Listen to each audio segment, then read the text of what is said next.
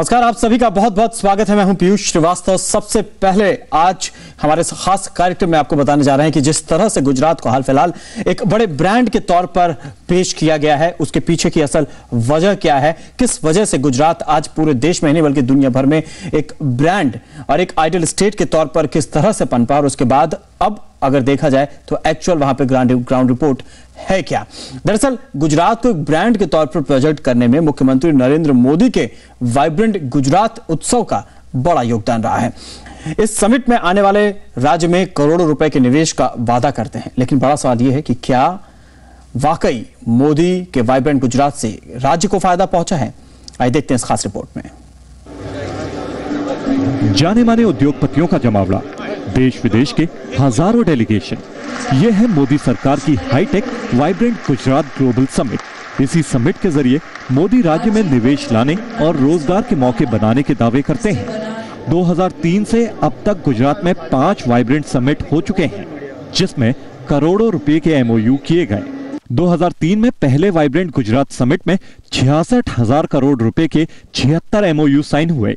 2007 में राज्य को 2 लाख करोड़ रुपए से ज्यादा का निवेश प्रस्ताव मिला। 2011 आते आते यह आंकड़ा 21 लाख करोड़ रुपए के पास पहुंच गया। MOU signed 7,936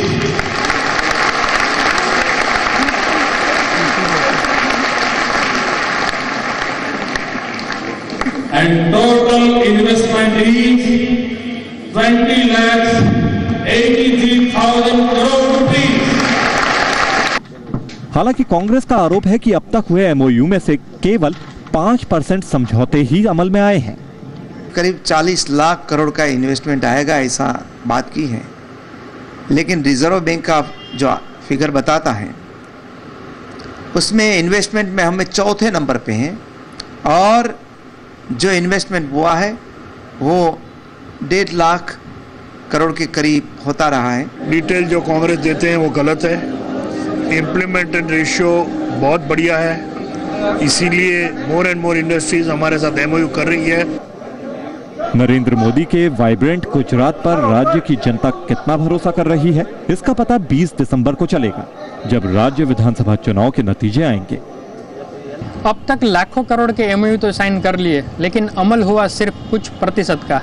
अगर गुजरात सरकार निवेश को जमीन पर नहीं उतारेगी तो वाइब्रेंट गुजरात ग्लोबल समिट सिर्फ एक दिखावा बन जाएगा। कैमरामैन किशोर से सोलंकी के साथ केतन जोशी, जी बिजनेस, अहमदाबाद।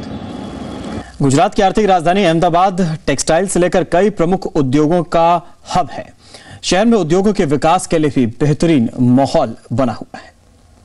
गुजरात के विकास की बात होती है तो अहमदाबाद को एक उदाहरण के तौर पर पेश किया जाता है, तो स्वाभाविक है कि इस प्रांत का विकास तो अच्छी तरह से हुआ है। लेकिन क्या ये विकास की चरम सीमा है? क्या इससे अधिक विकास नहीं हो सकता? इन सारे सवालों का जवाब लेते हैं इस खास रिपोर्ट के जरिए।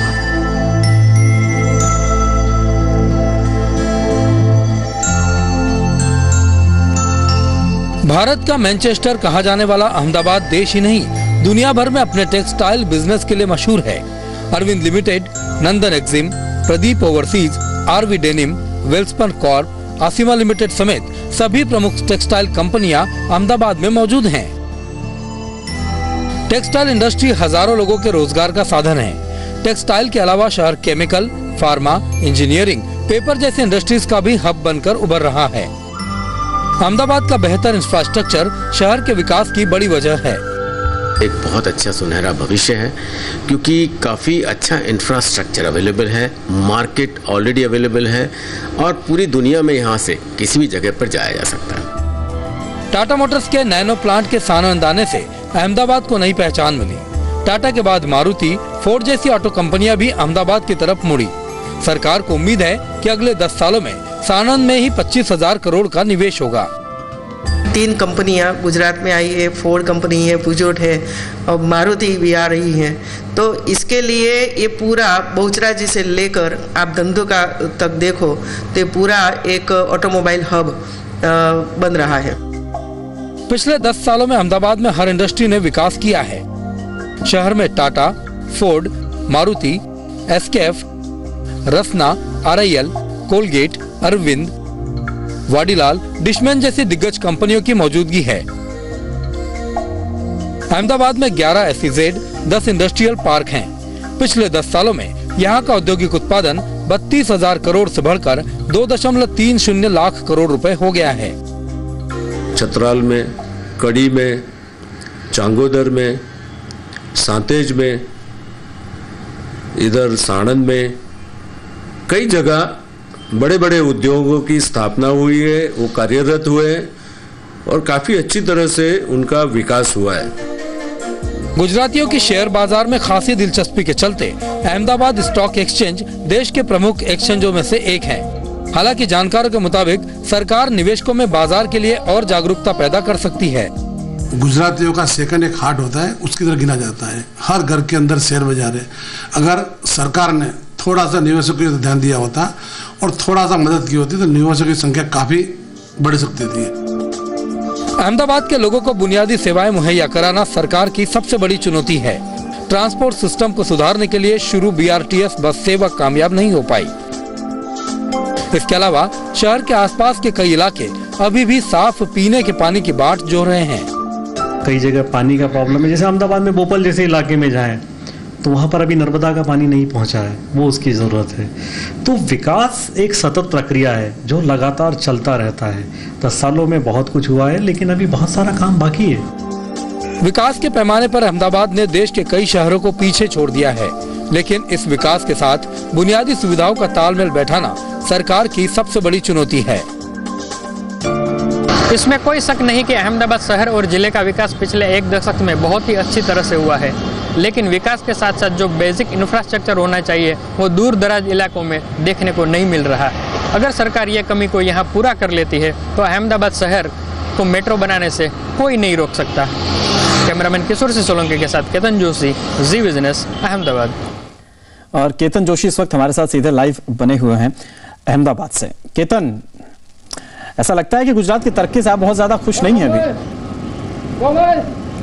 देखिए, जहाँ तक डेवलप सिटी की बात आती है तब उनका सर्वांगी विकास होना काफ़ी आवश्यक है। और जहाँ हम अहमदाबाद की बात करें तो ऐसे कई सारे इलाके हैं। अगर अहमदाबाद शहर को छोड़कर आप देखें तो जैसे कि साणंद है, जहाँ पर एक GIDC की रचना की है, जहाँ पर टाटा मोटर्स ने अपना बहुत बड़ा प्लांट लगाए है। और बोपल भी एक ऐसा इलाका है जहाँ पर जो औद्योगिक विस्तार है वहाँ लगे हुए हैं, लेकिन जो रोड, पीने का पानी और जो बुनियादी सुविधाएं है वो अहमदाबाद शहर को छोड़कर आसपास के इलाके में नहीं है। अगर किसी शहर का सर्वांगी विकास होना चाहिए तो ये बेसिक इंफ्रास्ट्रक्चर अति आवश्यक है। इसलिए हम कह सकते हैं कि अगर बेसिक इंफ्रास्ट्रक्चर अहमदाबाद शहर में नहीं लेकिन पूरे जिले में अगर होता तो ये विकास और आगे बढ़ सकता था। तो क्या ये कहना गलत होगा कि गुजरात में जो कहते हैं कि गुजरात की हवा में धंधा बहता है और बिजनेस करने के लिए भारत में कम से कम सबसे बेहतरीन स्टेट आज के दिन में गुजरात है, तो ये गलत होगा जो ये तमाम दावे किए हैं नरेंद्र मोदी सरकार ने?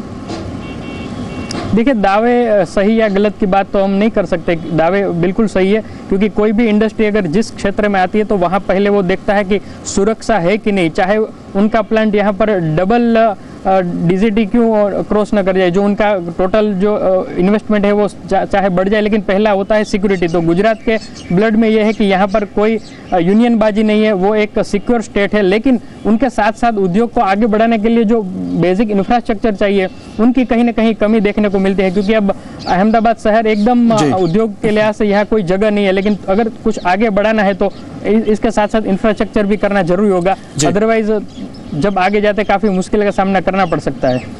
वैसे केतन, अगर आपको विकास का अंतर देखना हो तो एक बार उत्तर प्रदेश जरूर आइए। गुजरात और बाकी प्रदेशों के अंतर आपको जरूर पता चल जाएगा। एक छोटे से ब्रेक के लिए यहाँ पर रुकेंगे, लेकिन ब्रेक के बाद बात करेंगे अहमदाबाद से हट के गुजरात के दूसरे हिस्सों में कि आखिर ये विकास की हवा और कहां तक पहुंची है।